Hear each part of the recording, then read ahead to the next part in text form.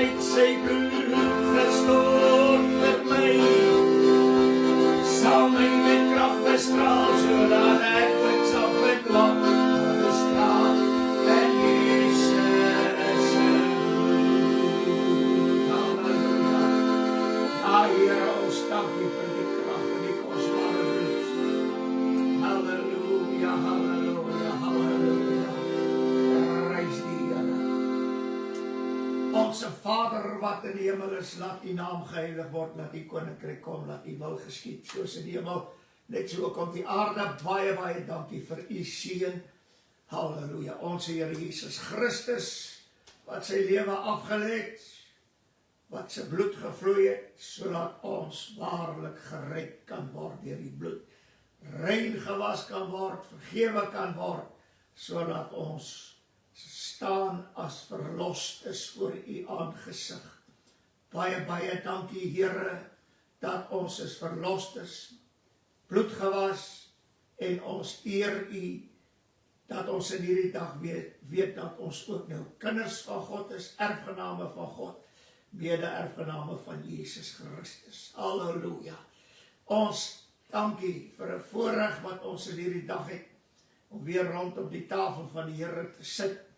Baie, baie dankie, Here, dat ons waarlik dit kan gebruik, tot eer van U naam, en dat ons onsself waarlik sal stel op 'n plek, waar ons die tafel van die Here kan gebruik, omdat ons dit op 'n waardige wyse wil gebruik. Baie, baie dankie. Gee aan ons genade, dat U bloed ons sal reinig en sal vrymaak, sodat ons waarlik met vrymoedigheid by die tafel van die Here kan sit. Aan U gee ons al die eer, vir dit wat U vir ons gedoen het, lewe gegee het. Baie dankie vir die feit dat U 'n soenoffer is, om vir ons versoening te doen, deur die bloed van die kruis. Halleluja. Daarom kan ons in hierdie dag sing, daar is krag, wonderbare krag.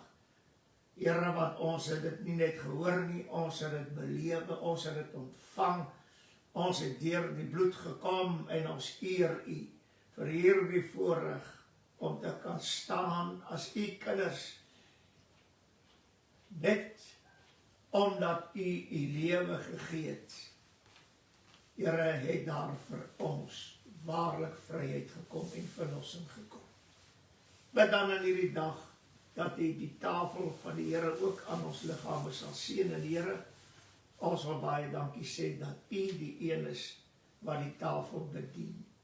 Baie dankie dat ons as mens kan net die brood gee, en ons kan die beker stuur, elkeen kan drink en kan eet, maar dis U wat waarlik hierdie tafel aan ons bedien, want U self is 'n bedienaar van 'n hemelse tabernakel, en U liggaam is die offer, ja, die bloedoffer, wat daar is vir elke mens. Baie dankie, terwyl ons aan die tafel sit dan in hierdie oomblikke, Here, laat U naam verheerlik word. Halleluja. Ons dankie vir genesing, ons dankie vir antwoord van gebed, ons dankie vir reën. Ja, Here, daar is so baie dinge waarvoor ons U kan dank, want U doen dit elke dag vir ons. Maar ons dankie ook dat U bloed kosbaar is, elke oomblik tot ons beskikking is, en dat ons elke oomblik ook kan gebruik om ons klere wit te was en rein te maak in die bloed van Jesus. Aan U bring ons al die lof en al die eer vir alles wat U vir ons gedoen het. Baie dankie sê, dat U ook U woord in hierdie môre sal seën aan elke hart, en dat elkeen wat 'n oor het sal hoor wat die Gees aan die gemeente sê, en Here, laat die waarheid van die woord elke oor sal ingaan, wat bestryk is met die kosbare bloed, sodat hulle kan weet en kan leer wat die waarheid van die woord is, en dat dit geopenbaar kan word, elke verborgenheid. Baie, baie dankie, Here, dat U dit doen. Halleluja. Seën ons almal nou saam, Here, terwyl ons aan die tafel gaan sit, laat U naam verheerlik word, en ons prys U daarvoor in Jesus naam. Amen en amen. Prys die Here, ons is dankbaar om in hierdie dag dan saam te wees. Groet jy almal in die mooi naam van ons Here Jesus Christus, en ons eer die Here dat ons nou aan die tafel van die Here kan sit. Halleluja, prys die Here. Ek dink dat een van die mooiste skrifte in die woord is wat Paulus self geskryf het, die nag toe die Here wat hy geskryf het, in die nag waarin die Here verraai is, het hy brood geneem en dit gebreek. Maar dan kom hy in die versie en hy sê, waar die Here sê, hy sê, hierdie beker is die Nuwe Testament in my bloed. Ek dink nie dit kan te veel herhaal word nie, want dis die enigste waarheid wat daar is, sover het die bloed van Christus aangaan, dat die hele Nuwe Testament is in sy bloed. Baie interessant. Die Eerste Testament en die Eerste Verbond is met bloed ingewy. Die tweede een presies dieselfde, maar, halleluja, die bloed waarmee dit ingewy is, dis die bloed waarin die hele Nuwe Testament is. In die Ou Testament kon nie in die bloed wees nie, want dit was meestal bloed van stiere en bokke. Nuwe Testament is die bloed van Jesus, en daarom is die hele testament in sy bloed. Die hele verbond is in sy bloed. En alles wat geskrywe is in sy bloed, en word deur sy bloed bevestig en bekragtig, ensovoorts. En dit is wat het so wonderlik maak, terwyl ons aan die tafel van die Here in hierdie dag gaan sit, onthou dit. Alles in die Nuwe Testament is in die bloed van Jesus. Dit meen, dit wat die Here gedoen het, toe hy die tafel gesit het, het hy die brood gebreek, en hy het dit in die skottel gedruk. Dit meen, hy die brood binne in die skottel gedruk, binne in die wyn, binne in die bloed. Halleluja. Dit meen, die woord wat die brood van die lewe is absoluut in bloed gedompel, en hy word so in sy bloed ook voorgestel. En daarom is dit so belangrik om te weet, as hy in die bloed in is, dan moet ons ook in die bloed kom. En ons kom in die bloed, en ons kom deur die bloed, kry ons die verlossing wat daar is in Christus Jesus. Daar is net iets wat vir ons die verlossing bewerk, en dit is die bloed van Jesus. Maar ons dank die Here dan ook vir die brood van die lewe, want die woord van die Here sê dat ons sal van hierdie brood eet en ons sal nooit weer honger kry nie. Nou dis ons, terwyl ons op aarde is, gaan ons steeds honger kry. Al word ons siele versadig dag vir dag, tog gaan ons honger kry, want ons is nog nie daar in die ewigheid waar ek wil maar sê, waar daar nie sterflikheid is nie, waar daar net ewigheid is. Halleluja. Maar terwyl ons op aarde is, moet ons eet van die liggaam van die Here Jesus, en ons moet drink van sy bloed, want dit laat ons behoue bly. Halleluja. Baie dankie, Here Jesus, vir u liggaam. Baie dankie dat u liggaam vir ons gebreek is. Baie dankie dat ons weet, ons siele sal nie honger kry, solank as wat ons van hierdie brood eet nie, u liggaam. Baie dankie dat u dit seën in elke lewe, en laat dit die werk sal doen wat nodig is in elke lewe, en versadig elke siel met u, die brood van die lewe. Dankie daarvoor in Jesus naam. Die woord sê, in die nag waarin die Here verraai is, die brood geneem nadat hy gedank het, hy gebreek, ek sê, neem eet almal daarvan, doen dit tot my gedagtenis. Kom, ons gaan dit saam eet, in die naam van Jesus. Halleluja.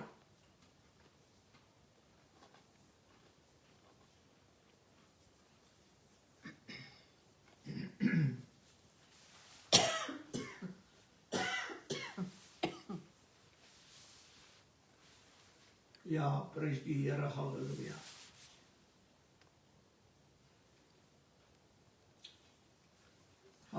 Halleluja, prys die Here. Na die ete, die Here ook oor die beker gedank en ons sê vir die Here baie dankie. Here Jesus, dankie dat u bloed vir ons gevloei het. Dankie dat u bloed ons vrymaak, verlos, red. Baie dankie dat u bloed ons gedurig kan reinig en dat ons u bloed kan gebruik om ons klere wit te hou, skoon te was in die bloed van die lam. Ja, witter dan die sneeu. Halleluja. Baie dankie dat u nou ook hierdie beker aan elke lewe sal seën en laat die werk waarvoor die bloed gekom het en vir ons se gees sal werk in elkeen se lewe sodat u verheerlik kan word. Baie dankie daarvoor. Seën dit nou in elke liggaam in Jesus naam. Prys die Here. Kom ons gaan dit saam drink en so eer ons die Here vir die werk van sy kosbare bloed. Kom ons drink saam.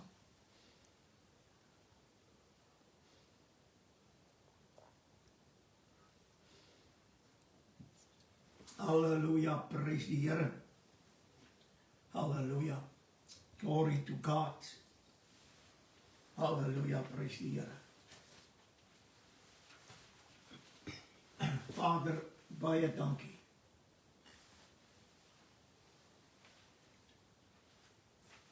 U het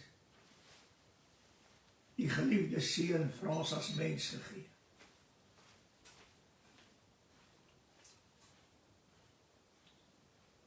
En u het niks teruggehou nie, sodat ons lewe en oorvloed kan hê.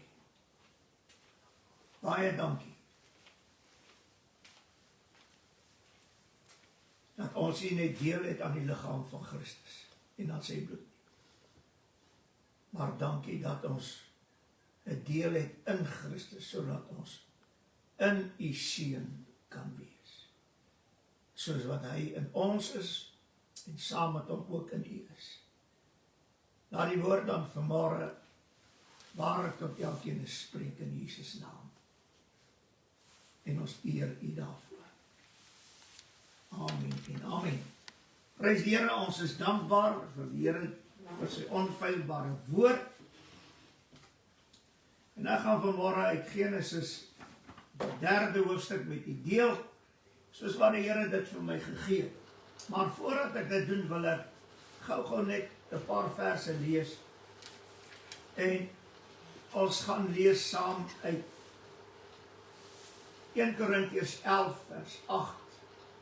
Hy sê, want die man is nie uit die vrou nie, maar die vrou uit die man. 9de vers, want die man is ook nie te wille van die vrou geskape nie, maar die vrou te wille van die man. En nou sê hy die 11de vers, en hierdie vers is vir my so mooi, en tog in die Here is die man nie sonder die vrou nie, en die vrou ook nie sonder die man nie. Ek wil net hier iets verduidelik. Wat Paulus hier sê is dit.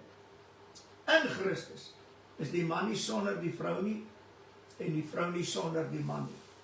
So, wat hy hier vir my sê, dit gaan nie oor een persoon nie. Dit meen 'n man en 'n vrou nie.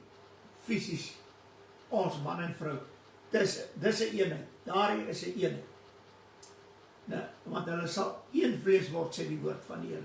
Maar in Christus is daar baie mans en baie vrouens. Maar wat die wonderlik is, dat die man is nie sonder die vrou nie. Dit is waarom die mans in Christus, hulle is nie sonder die vrou nie, en die vrou in Christus is nie sonder die man nie. Dit meen, ons kan doen wat ons wil, maar omdat ons almal in Christus is, man en vrou, en die een sonder die ander een is. Wanneer die woord praat van die man of van die vrou, dan praat hy van die, veral ons wat gered is, praat hy van die vrou in Christus en die man in Christus. Nou, al is die man of die vrou sy man of sy vrou ongered, dat het niks met hierdie man en vrou te doen wat in Christus is nie. Dit meen, die man of die vrou wat ongered is, kan nie in Christus wees nie, maar omdat haar mans in Christus is wat gered is, en die vrouens in Christus is wat gered is die man nie sonder die vrou nie.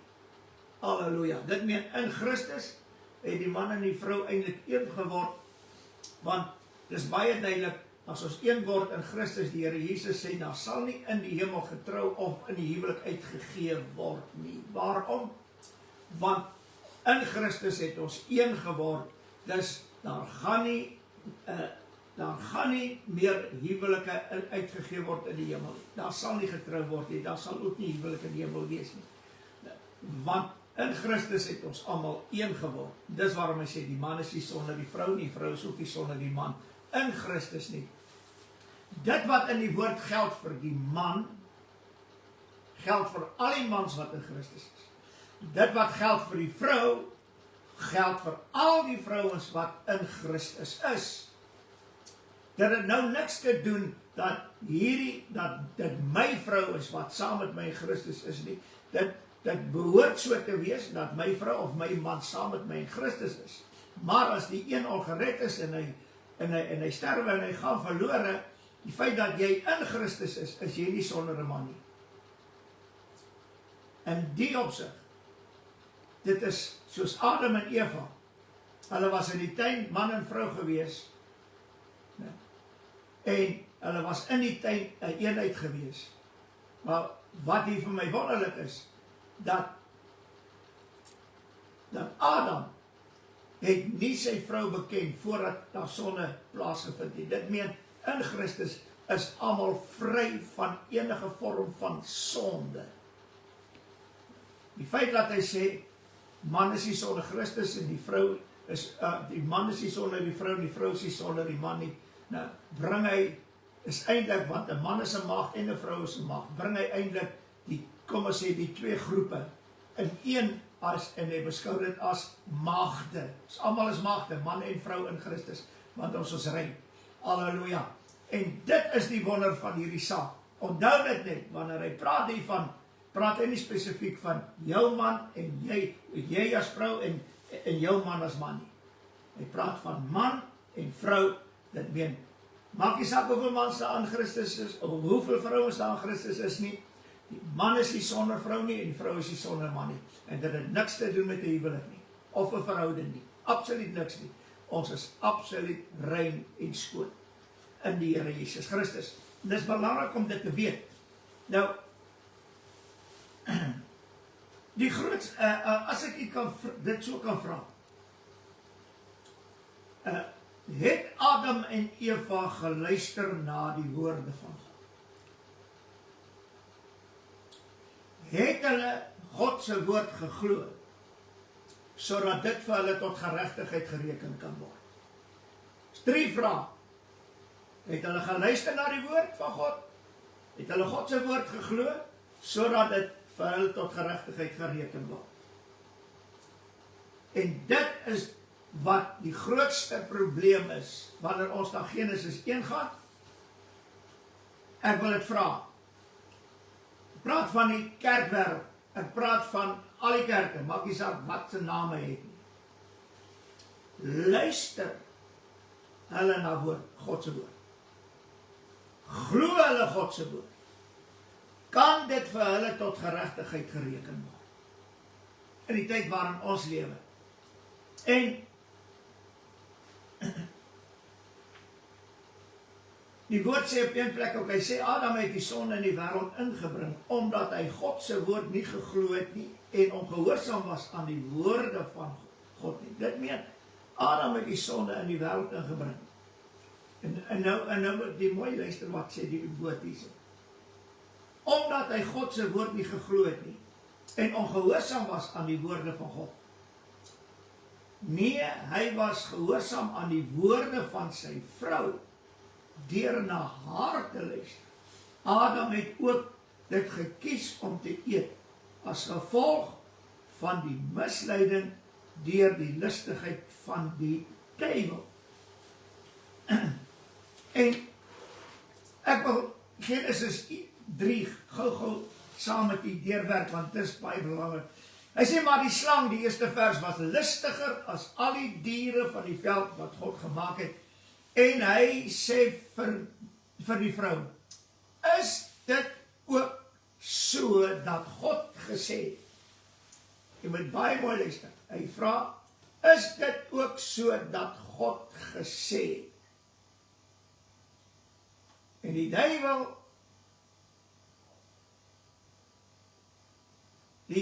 gee 'n positiewe verklaring oor dit. Hy sê, julle mag nie eet van al die bome van die tuin nie. Baie interessant, julle mag nie eet van al die bome nie. Dit meen, al die bome mag julle van eet. Dit wat God reg in die begin gesê het, julle kan eet van al die bome in die tuin. Selfs die bome in die middel van die tuin. Dit meen die boom van die lewe al ensovoorts. Maar, en toe sê God, julle mag alles eet. Adam, jy mag alles eet. Maar, die boom wat in die middel van die tuin staan, die boom van kennis van goed en kwaad, daarvan mag jy nie eet. Dit meen, die Here sonder een boom uit. Halleluja. Onder al die ander bome. Adam kan van alles eet, behalwe van die. Hier is die interessantheid. Die Here gee vir Adam die opdrag. En die duiwel kom en hy, deur sy listigheid, mislei hy vir Eva. Maar Adam kry die opdrag, en as ons die woord van die Here gaan reg lees, waar die Here vir Adam gesê, ek dink ek moet dit net lees, dan sal u dit beter verstaan. Die Here vir Adam gesê,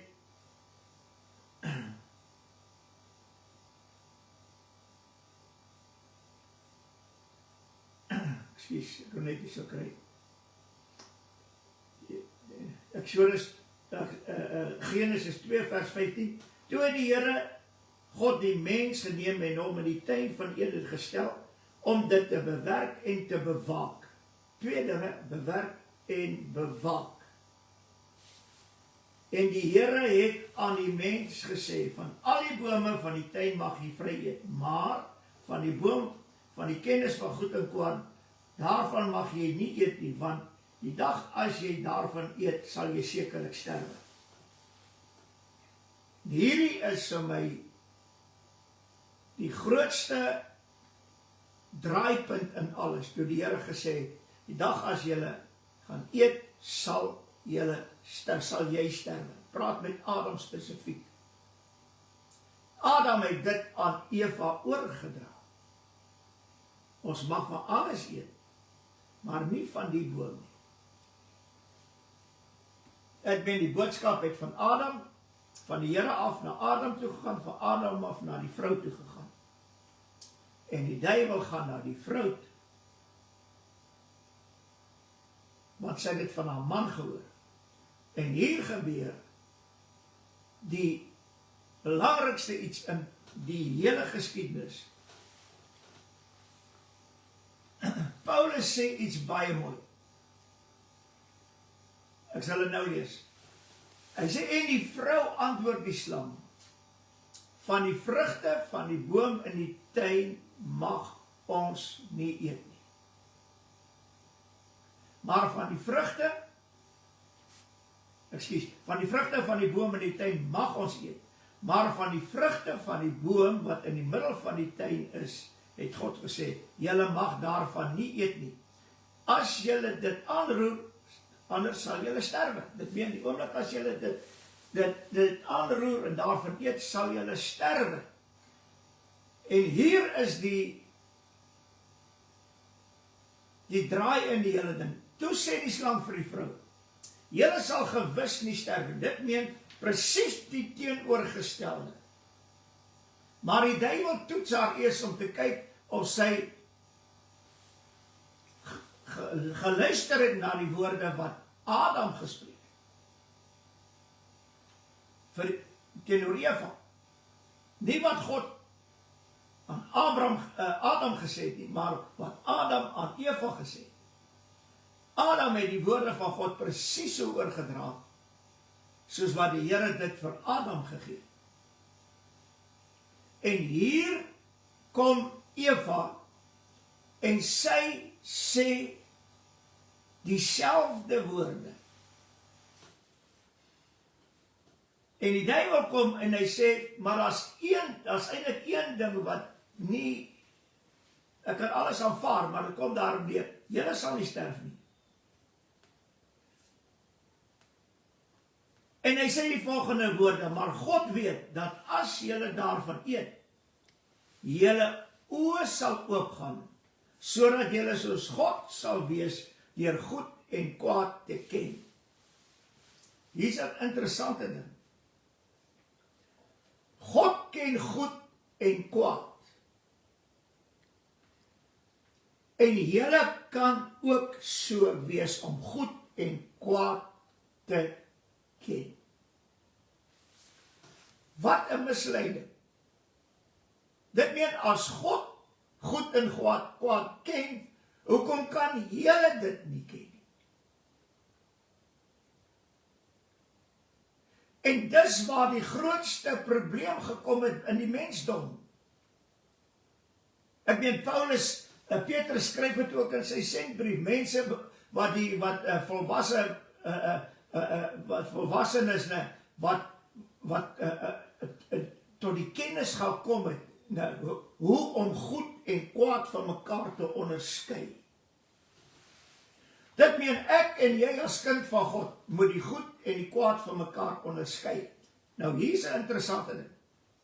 Nou word iemand weer gebore en hy word 'n prediker. En hy begin die woord preek. En hy begin die goed en die kwaad van mekaar onderskei. En hy preek oor die goeie en hy preek oor die kwaad, die sonde. Die belangrikste sonde van die kwaad is ongehoorsaamheid. Hy preek teen die sonde en wat doen die algemene mens wat in die kerk is? Stop. As jy oordeel, moenie sonde hier kom preek nie. Ons wil nie daarna luister nie. Maar hy het hierdie vermoë ontwikkel deur die Heilige Gees om die goeie en die kwaad van mekaar te onderskei, en nou preek hy teen die kwaad. Maar hy mag dit nie meer vandag doen nie. Hy moet net oor die goeie praat, nie oor die kwaad nie. Die duiwel was uitgeslaap. Hy sê, julle sal soos God word om goed en kwaad van mekaar te kan onderskei, of te weet.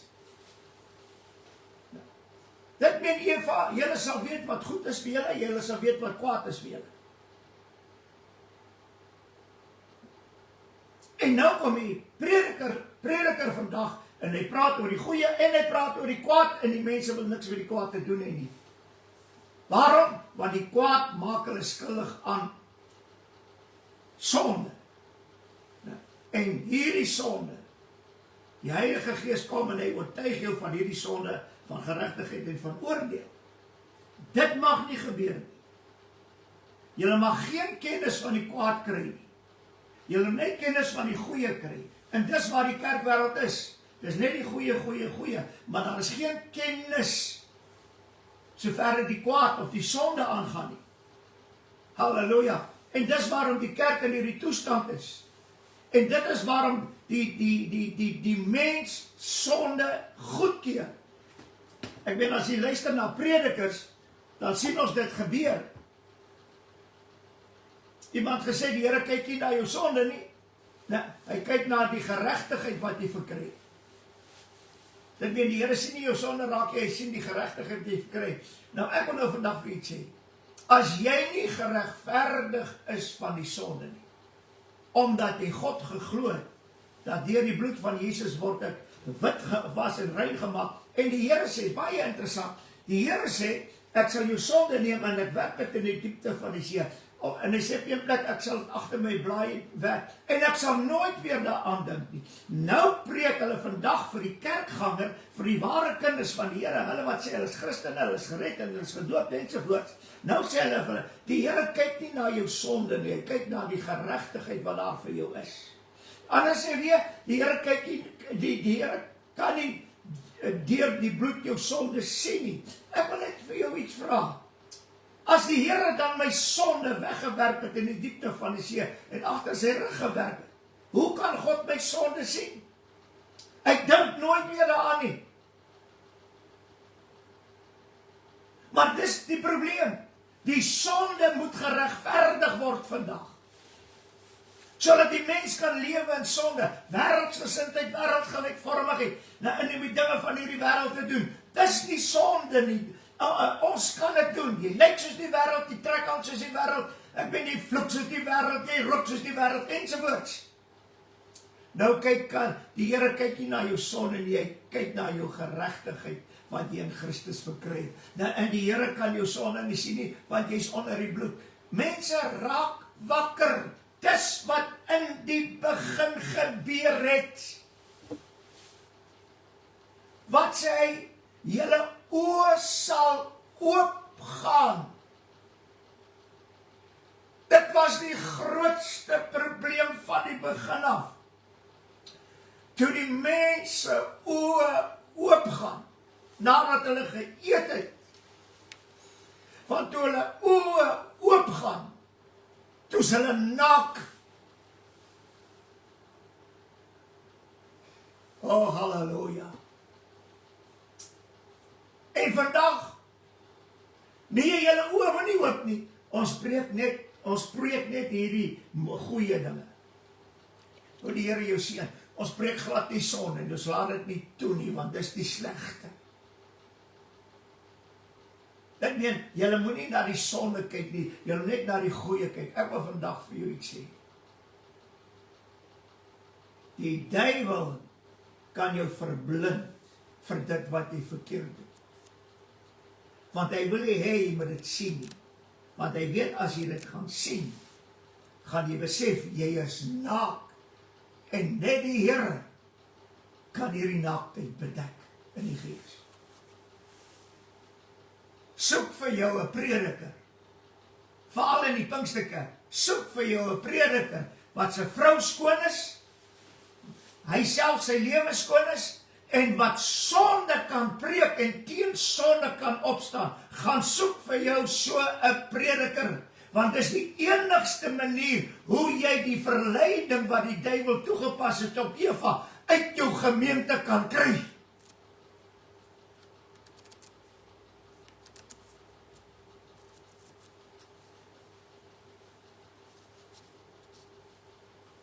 En hy gaan verder. Toe hy dit sê die woord, toe sien die vrou dat die boom goed was om van te eet. Want julle sal mos nou soos God wees. Nou sien sy, halleluja, julle oë sal oopgaan. Weet jy wat? Dis nie die oë wat sal oopgaan nadat hulle geëet het. Haar oë sal oopgaan. Dit meen, die duiwel maak haar oë oop. Hoe? Julle sal nie sterf nie.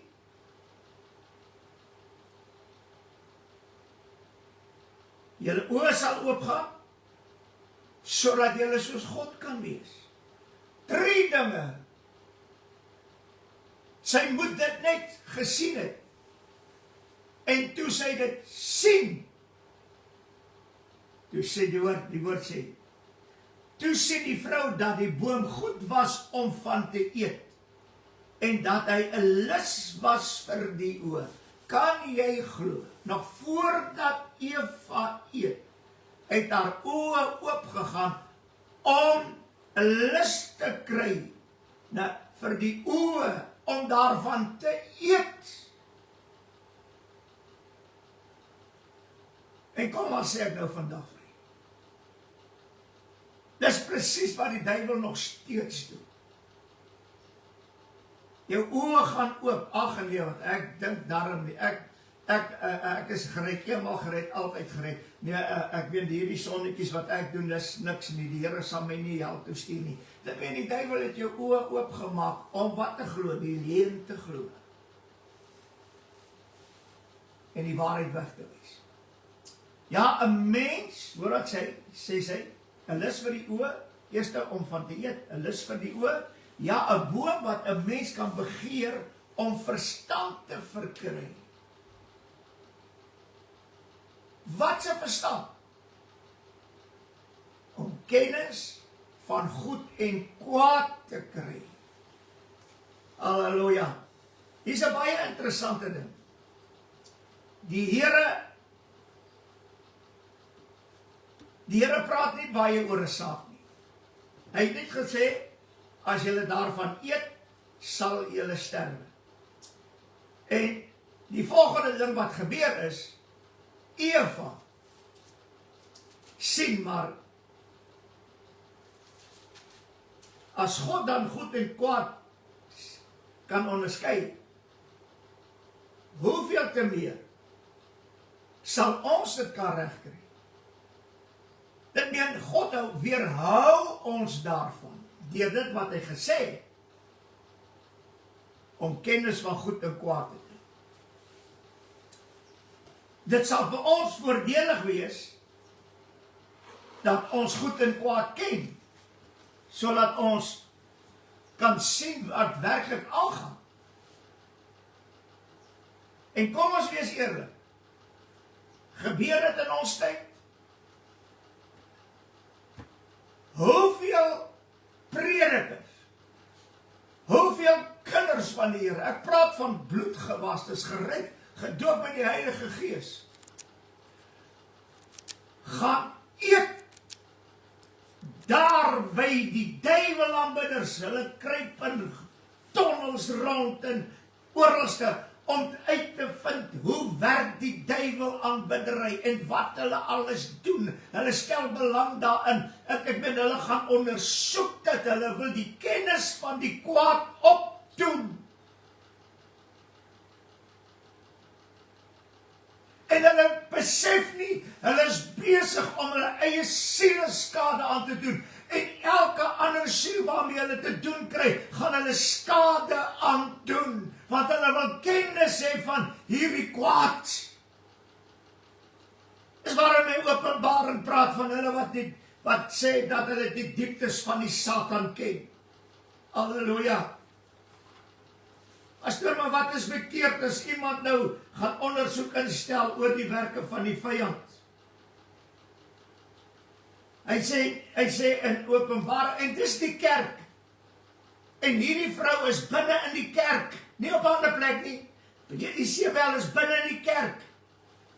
Die Bybel sê sy het haar eie priesters aangestel.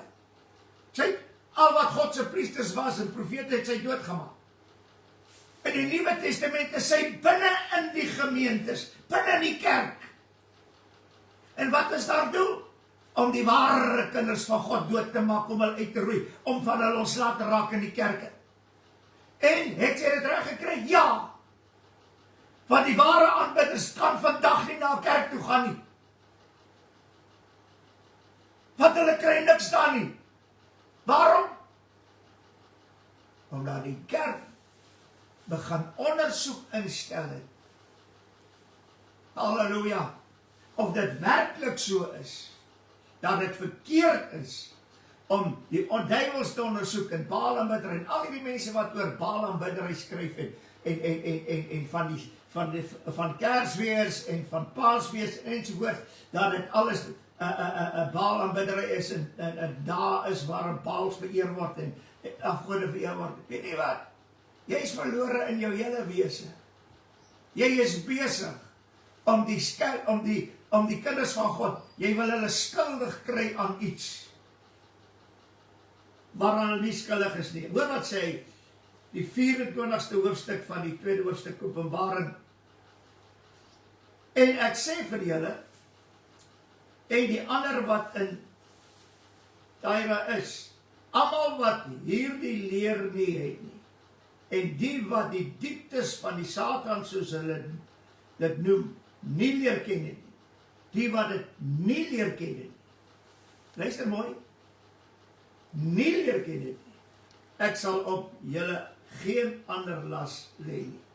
Dit meen God, as jy die dieptes van die duiwel, as jy duiwelaanbiddery wil ken, as jy vrymesselary wil ken, as jy al daai goed wil ken, sal die Here God 'n las op jou lê. En hierdie las sal jy op die einde van die dag doodmaak. Ons hoor net die duiwelaanbidder tot bekering gekom. Nou nooi al die kerk om uit. Waarmee is julle besig? Julle is besig om 'n las op julle te bring. En wat 'n las is dit? 'n Las van duiwelaanbiddery en sonde. Een kom en hy sê, hy skoonmaak. O, ek is iemand wat huise skoonmaak. Ek doen dit en ek. Weet jy wat? Halleluja. Ek is die Here se dankbaar. Ek het niemand nodig om my huis skoon te maak nie. Die Heilige Gees is daar om vir my te sê, hierdie ding is verkeerd nie, hy is raak ontslaaf van hom. Halleluja. En ons het al van baie goed ontslaag geraak. Weet jy waarom? Want die Gees van die Here is daar. Ek het nie nodig om iemand te soek nie. Maar daardie persoon soek dit. In die meeste gevalle, dan vat hulle goed uit jou huis uit 'n broer, dan gesit hulle dit in hulle eie huise. Want het gaan oor geld. Duiwelaanbiddery, geld. Baalaanbiddery, verkondiging, daar's geld om boeke te skryf, daar's geld om nonsens te preek. Daar is geld, sodat hierdie mense teen die waarheid van God se woord opstaan. Al hierdie dinge het in die tuin gebeur. Dis niks nie, dit het hier gebeur. Halleluja. Hoor wat sê die woord. En sy neem van sy vrug en eet, en gee dit ook aan haar man by haar, en hy het geëet. En toe gaan albei sy oop, en hulle word gewaar dat hulle naak is. Nou het haar oë oop gegaan, en besef hulle is naak. En hulle het vyeblare aan mekaar gewerk, en vir hulle skorte gemaak. En soos die woord so verder sê, die Here het in die tuin begin wandel, en die mense het gaan wegkruip, hulle verberg in die bome van die tuin. En toe roep God die mense, sê vir hom, waar is jy? Daar is in Deuteronomium 'n baie mooi skrif. Die Here sê, gaan staan op jou staanplek, dat ek met jou kan spreek. En weet jy wat hier interessant is? Die staanplek wat God vir die mense in die tuin gegee het, waar die Here met hom gespreek het, is die aandwindjie. Want as die aandwindjie begin waai, dan die Here saam met hulle in die tuin gewandel. En die Here het met hulle gespreek. Maar toe die Here daar kom, toe die aandwindjie waai, toe is hulle nie daar nie. Wat het van hulle geword? Daarom roep die Here, waar is jy? En hy antwoord, ek het u geruis gehoor in die tuin en gevrees. Waarom het Adam gevrees? Want die Here, ek meen die woord van God, het hom gehamer en gehamer. Die dag as jy eet, sal jy sterf. En toe hy gewaar word die Here in die tuin, toe vlug hy, gaan kruip hy en sy vrou weg. En hulle vrees, want hulle is bang, as hulle nou met God ontmoet, sal hulle sterf. Ons het nie meer daai vrees nie. Halleluja, ons hoer en remoer en gaan te keer. En ons vrees God nie, ons wil nog steeds in sy teenwoordigheid wees. Ek sê vandag vir die tyd, dat die volk van God weer die vrese van die Here in sy binneste kry, om God te vrees, want die woord sê, die siel wat sondig sal sterwe, en dis presies wat met Adam en Eva gebeur het. Prediker, ek wil vandag vir jou sê, as jy nie gaan opstaan, en op jou staanplek gaan staan en sê, Here, as ek die sonde moet preek, dan preek ek dit. Moenie wegkruip agter vernuwing nie. Dis gewonder, hulle praat van transformasie nie. Transformasie is die vuilste, lelikste woord wat nog ooit na vore gekom het, sover het hierdie evangelie aangaan, want God transformeer jou nie, hy skep 'n nuwe mens in Christus.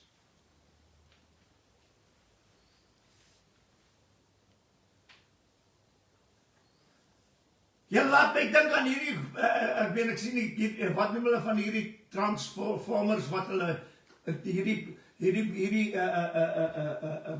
ons het sommer speelgoed genoem, dis 'n man af verander in 'n kar, weet, ek meen, dink julle dat God doen dit?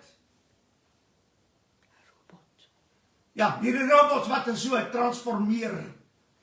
Is God so 'n tipe mens? Waarmee wil jy hom vergelyk? Nou kom jy met transformasie. Jy sal met jou transformasie hel toe gaan.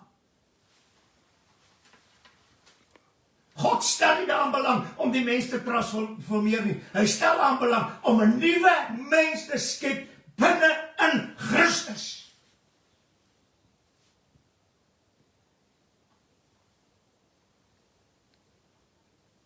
Wat sê die woord? En die Here sê,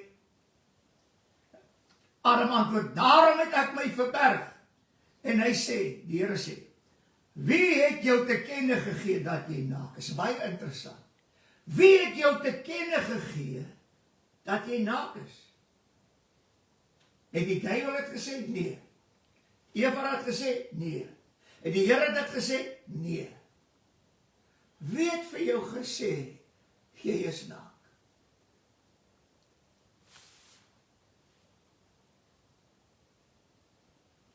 Jy het gesien, toe jy klaar geëet, toe jy self gesien, jy is naak. Ek het dit nie vir jou gesien. Die duiwel het dit nie vir jou gesien. Eers toe jy geëet het, dit meen eers toe jy sondig, toe jy ongehoorsaam is aan my woorde, en jy doen die teenoorgestelde, toe gaan jou oë oop en jy self kan sien dat jy naak is, en ek wil vandag vir jou sê, moenie dink omdat daar sonde in jou lewe is, dis alles reg nie, want God sien dit nie raak, jy kyk deur sy bloed, halleluja. As jy nie kan sien jy's naak nie, dan is jy verlore. Want as jy sien jy is naak, halleluja, dan kan die Here jou toedraai. As jy dit bely en sê, my God, ek is naak, ek is verlore, dan kan hy jou toedraai in sy liefde, en hy kan jou met heerlikheid weer beklee, sodat jy nie naak is nie, en alles werk net deur die bloed. Maar hier was die probleem. Het jy geëet van die boom waarvan ek jou beveel het om nie te eet nie? Nou, hier is 'n interessante ding, dis 'n bevel van die Here Gees. Jy mag nie eet nie. En die mens antwoord, die vrou wat u my gegee het om by my te wees. Nou wil ek net vandag sê, ons sê die kerk, Pinkster kerk, elke kerk, wie gee vandag vir die kinders van die Here reg om te eet van die onvrugbare vrug? Wie? Die kerk. Nou, want ek trek so aan, ek lewe so, ek drink 'n glasie wyn, ek doen dit, en daar is niks vergeet nie. En weet jy wat, die hoofde van die kerke, ek meen, hulle vloek lekker, daar is niks verkeerd nie. So, as daar in die gemeente mense vloek, daar is niks verkeerd nie. Waarom? Jy kan eendag voor die Here staan, sê Here, maar dis nie ek nie, dis die kerk wat my vir my gewys het, dis nie verkeerd om dit en dit en dit te doen. Dit gaan jou niks help nie. Want jy moet luister na die waarheid van God se woord. Nie die volgende nie. Vrou het vir my, wat die by my was, sy het my van die boom gegee en ek het geëet. Dit meen, Here, ek het hom nie gepluk. Ek het dit nie gedoen. Sê die vrou het vir my gegee. uitgepluk. Hoor wat sê die woord verder? Halleluja. Daarom sê die Here God aan die vrou, wat het jy nou gedoen? En die vrou antwoord, die slang het my bedrieg. Halleluja. En ek het geëet. Die slang het my bedrieg. En wat baie interessant is, as jy gaan kyk na al hierdie mooi dinge, en dit is dat, as ons in die woord van die Here ingaan, bedrieg, dit meen hy het my gekil. Ons is nou bekend met daai het my gekil. Nee. En natuurlik die belangrikste iets van bedrieg is mislei. Misleiding. Halleluja. Dit meen, wat is misleiding? Misleiding is om iemand verkeerd te lei. Dit meen, die lei hom na die verkeerde toe. En julle wat weier dat daar sonde in julle kerk en julle gemeente verkondig moet word, julle is besig om ander te mislei. En julle pluk van hierdie vrug, en julle eet om, julle sal sekerlik daaraan sterf. Hoor wat sê die woord van die Here verder. Hy sê hierdie mooi woorde, halleluja. Toe sê die Here aan die slang, omdat jy dit gedoen het, is jy vervloek onder al die vee en al die diere van die veld. Op jou buik sal jy seil en stof van die aarde sal jy eet al die dae van jou lewe. En ek sal vyandskap stel tussen jou en die vrou, tussen haar saad en jou saad.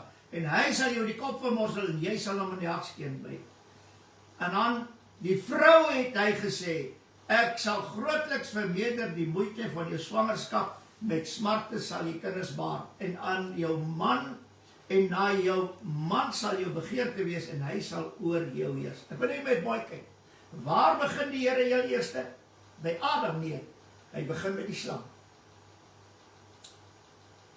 En die Here bestraf hom. En hy word vervloek. En die Here gaan oor na Eva toe. Dit is baie interessant. Nee. Kom oor na Eva toe en hy sê, dit sal met jou gebeur. En toe kom hy na die mens toe. En hierdie was my belangrik. En aan die mens, baie interessant. Aan die mens het hy gesê, omdat jy geluister het na die stem van jou vrou en van die boom geëet het waarvan ek jou bevel gegee het om nie te eet nie. Vervloek is die aarde om jou ontwil. Met moeite sal jy daarvan eet al die dae van jou lewe. Nou, hier is vir my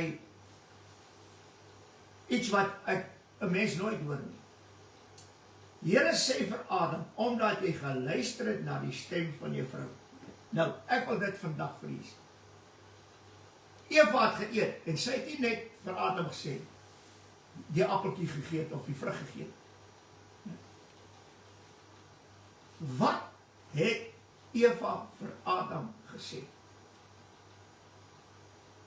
Kom aan, sê ek, presies dit wat die duiwel vir haar gesê het. God weet, die Here het gesê, ons gaan sterwe. Adam, kan jy nie sien nie? Ek het geëet. Hierdie slang is reg gewees. Ek het geëet, ek het nie gesterf.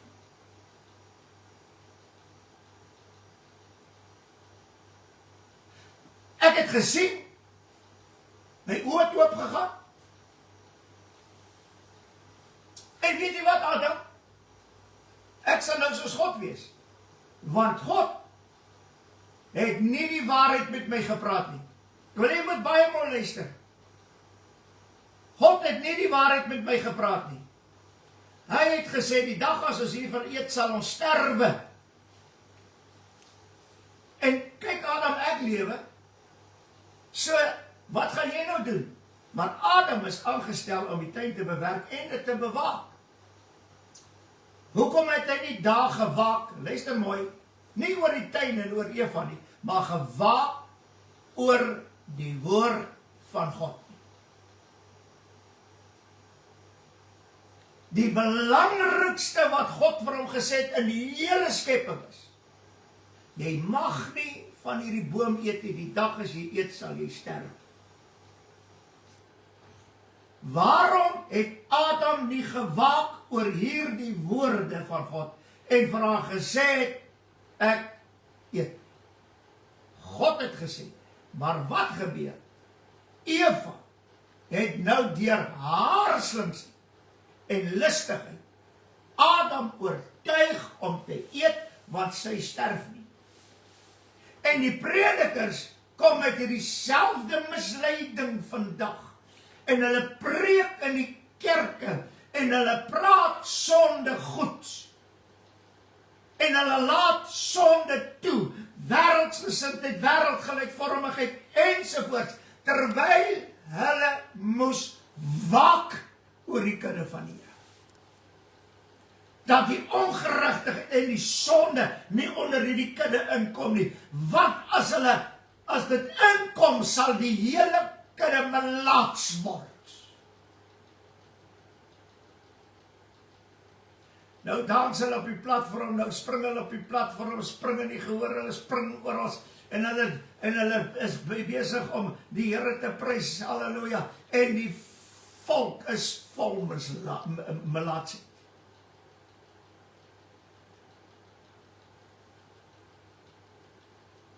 As Adam gehoorsaam was en geluister het en God se woord geglo het, sou die mens nooit in hierdie ellende beland het. En tot vandag, as jy vandag al die predikers reg oor die wêreld by mekaar moet kry, en jy kan, en die Here help jou dat jy kan sien wie hom in gees en in waarheid aanbid en wie nie, sal 90% van hulle skuldig daaraan wees dat hulle God nie in gees en in waarheid aanbid. Dis ongelukkig so. En hierdie is die kern van alles. Dat Adam het geluister na die stem van sy vrou. Sy het hom oortuig. Adam, jy kan maar eet. Halleluja. Ek wonder of sy nie vir hom gesê het, Adam, as jy lief vir my, as jy vir my lief is, eet. Jy gaan nie sterf nie, man, eet net, asseblief, as jy vir my lief is. En dit is die kerk. Almal sê, die Here het jou lief, die Here het jou lief, die Here het jou lief. Dit meen, daai ding wat jy doen, daai ding wat jy doen, dis net verkeerd nie. Die Here het jou lief, en sy genade is vir jou genoeg. En dis wat die kerk preek vandag. Maar as ek nou sonde begin preek, dan gaan die mense loop. Hulle sou in elk geval loop, hulle sou in elk geval hel toe gegaan. Maar nou behou julle met die hoop dat daar iets gebeur. En jy preek nie die sonde en jy preek nie die waarheid nie. Dat dit waarvoor God jou aangestel het, dis wat Paulus vir Timoteus gesê het. Hy sê, vervul jou bediening. Hy sê, sny die woord van die waarheid reg. Paulus sê een ding, hy sê, as ek nog mense behaag, dan is ek nie 'n diensknegt van die Here nie. Halleluja. En dan sê hy ook in die 18de vers, ook sal dit vir jou dorings en distels voortbring. En jy sal die plante van die veld eet. So het van jou aangesig sal jy jou brood verdien, en jy sal terugkeer na die aarde, want daaruit is jy geneem. Want stof is jy en tot stof sal jy terugkeer. Daar sê die Here vir Adam, dis nou wat met jou gebeur. Jy sal terugkeer na die aarde. Dit meen jy sal sterf. Ek het gesê die dag as jy eet, sal jy sterf. Halleluja. En toe jy eet, toe jy luister na wat Eva sê, wat gebeur? Toe sterf jy saam met haar. 1 Korintiërs 15 vers 45. So is daar ook geskrywe, die eerste mens Adam het 'n lewende siel geword. Die laaste Adam is 'n lewendmakende gees. 1 Timoteus 2 vers 13, want Adam is eerste gemaak, daarna Eva. Die 14de vers, en Adam is nie verlei nie. Baie interessant, Adam is nie verlei nie. Waarom? Want Eva het vir hom mooi vertel. Ek het geëet, my oë het oopgegaan, geerte en lus, ek het verstand verkry, alles. En ek het nie gesterwe nie. Want die duiwel het vir Eva misverlei deur sy lustigheid. Eva het Adam oortuig om daarvan te eet. Baie interessant. Hy sê, maar die vrou het haar laat verlei en het in oortreding gekom. Wat het gebeur? Eva is verlei en toe sy vir Adam sê, maar ek het nie gesterwe nie. Toe oortuig sy vir Adam om ook te eet. Dit meen, hy sê, en het in oortreding gekom. Net Eva het in oortreding gekom. Weet jy waarom? Want sy, wat verlei was, en wat verkeerd gedoen het, en van die kwaad, van hierdie vrug geëet het, sy oortuig Adam, en toe sy Adam oortuig, toe oortree sy. Dit meen, sy dra 'n boodskap oor teenstrydig met dit wat God gesê het. Adam, Eva sê vir Adam, ek sê nou vir jou, jy sal nie sterf nie, want ek het nie gesterf. En sy kom in oortreding om 'n onwaarheid aan Adam te verkondig, teen die woord van God. En vandag is daar baie dinge wat teen die woord van God is, en wat verklaar word, sodat die waarheid van die woord nie sal seëvier nie, maar dat die leuen sal seëvier. Daar, ek kan hulle op die name noem vandag, want daar's baie van hulle. Daai persoon is misleid deur die duiwel, en nou verkondig hy die misleiding. Nou kom hy in oortreding teen die woord van God. En die volgende een word oortuig. Pastore, hoor 'n ding. Ek wil net een ding doen. Almal sê daar, die meeste sê daar gaan 'n bruiloft in die hemel wees. Kom ons kyk wat gebeur. Daar gaan 'n bruiloft in die hemel wees. Geef vir my die skrif. Geef vir my die skrif dat daar 'n bruiloft in die hemel gaan wees. Gee hom vir my. Ek praat van die bruiloft soos wat hulle dit vandag sê. Ek praat nie van 'n bruiloftsmaal nie. Daar gaan 'n bruiloftsmaal wees. Maar daai bruiloftsmaal gaan nie eens in die hemel wees, hy gaan op die nuwe aarde wees. Gaan lees jou Bybel. En want die Here Jesus sê, kom ons kyk. Wie praat die waarheid? En iemand nou self ondersoek instel. Wie praat die waarheid? Want die Here Jesus sê hierso in die 20ste hoofstuk, die Fariseërs, die Sadduseërs einde, praat oor die opstanding. Toe sê Lukas 20 vers 34. Toe antwoord Jesus en sê vir hulle, die kinders van hierdie eeu trou en word in die huwelik uitgegee. Dit meen ons vandag, ons trou en word in die huwelik uitgegee. En hy sê verder, maar die wat waardig geag word om in daardie eeu en die opstanding uit die dode te verkry. Dit meen ons almal wat wag op die opstanding wat sal plaasvind. As ons waardig is, halleluja. Jy moet nou baie mooi luister.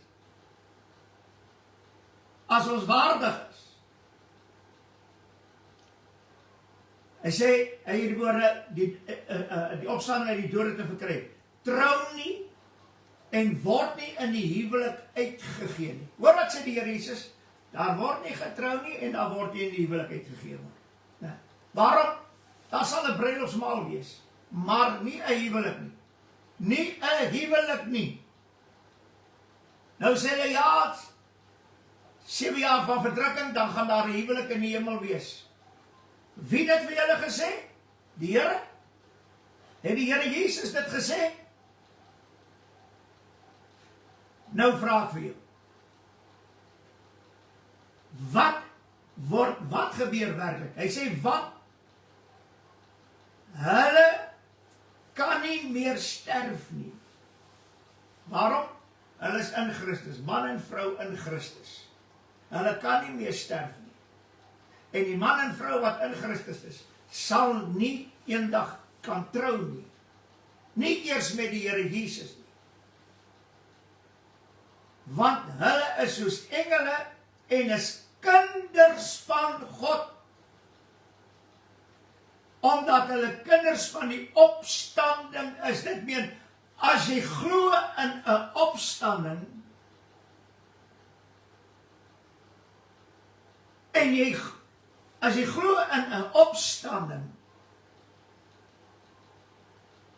dan glo jy reg. Maar as jy deel het aan hierdie opstanding, sal daar nie in vir jou 'n huwelik in die hemel wees nie. Dis baie duidelik. Die Here Jesus se woorde sê dit, die Here Jesus se woorde, spreek dit self. Nou wil ek net sê, wat gebeur hier? Die Here sê, daar sal nie in die huwelik uitgegee word of getrou word in die hemel nie. Ons verkondig vandag, daar sal. Want wat het gebeur? Die predikers, luister nou baie mooi, waar kom hierdie hele ding vandaan? Kom uit die katholieke kerk. Met hierdie non 16 jaar oud wat hierdie gesig gehad het. Van die bruid van Christus word weggeneem en dan sal die wederkoms later plaasvind. En daar gaan 'n huwelik in die hemel wees. Halleluja. Presies wat die duiwel met Eva gedoen het. Julle sal nie sterf nie. Julle oë sal oopgaan. Julle sal verstand verkry. En julle sal kennis van goed en kwaad kry. En julle sal soos God wees. Nou kom die duiwel en sê, nee, maar daar sal 'n huwelik in die hemel wees. En dit word geglo. En hulle het nie een skrif nie. Wat hier gebeur is, as jy die leuen glo, sal jy sterf, as jy nie terugkeer na die waarheid. Dis 'n gewisse saak. Jy gaan nie net die vleeslike dood sterf nie, jy gaan die ewige dood ook sterf. Die duiwel sê, nee, die Here sal nie laat julle skade kry nie. Die Here sal nie laat julle iets oorkom nie. Die Here sal julle voor die verdrukking wegneem. Moenie bekommerd wees nie, want julle is sy bruidjie, en julle sal daar in die huwelik by mekaar, nadat die Here gesê het, ons sal soos engele wees. Ons is kinders van die opstanding. Daar sal nie in die huwelik uitgegee word nie, of getrou word in die hemel. Die Here Jesus sê dit self. Jare terug, kom vanoggend by my, jare terug, het ons by mense gesit, en ons het so gepraat oor die woord. Nou, ek sal nooit vergeet nie, dit was oom Louis Visser en sy vrou, en Koos Lee en sy vrou was daar, en daar was nog ander kinders van die Here ook geweest, en so gepraat, en dit kom by al hierdie dinge wat vandag gepreek word. En vir 'n oomblik sê die Here vir my die volgende.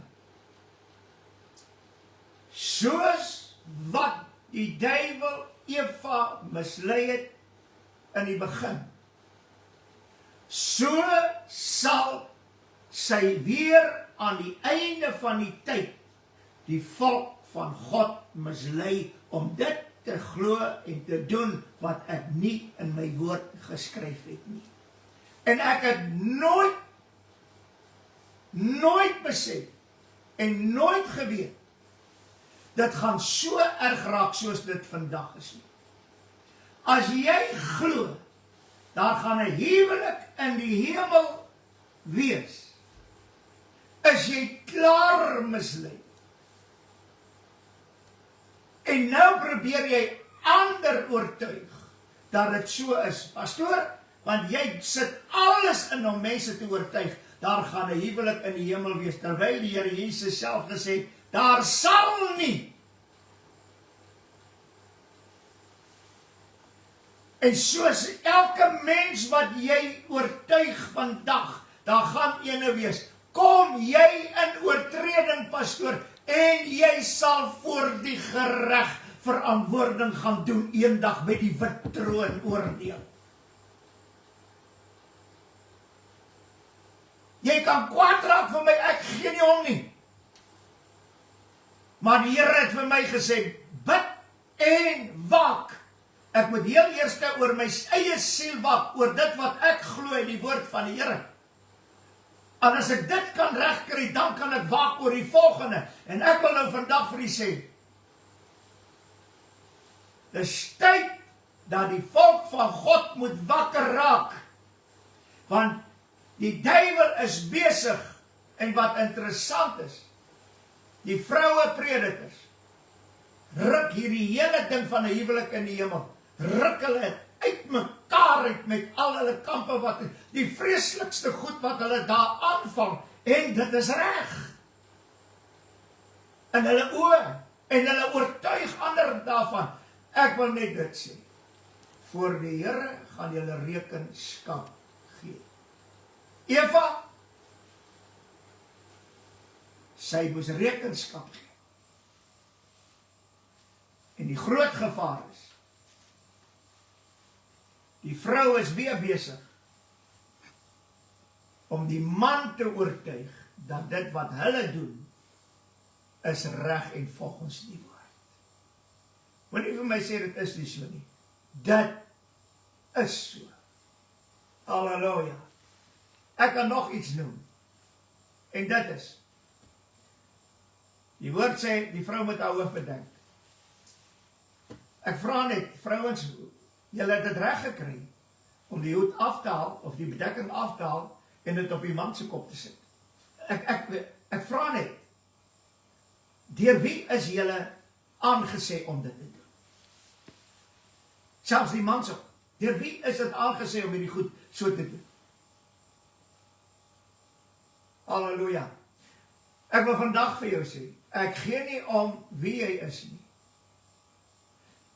God se woord sê, 1 Korintiërs 11 kan jy gaan lees, oor die gesagsstruktuur.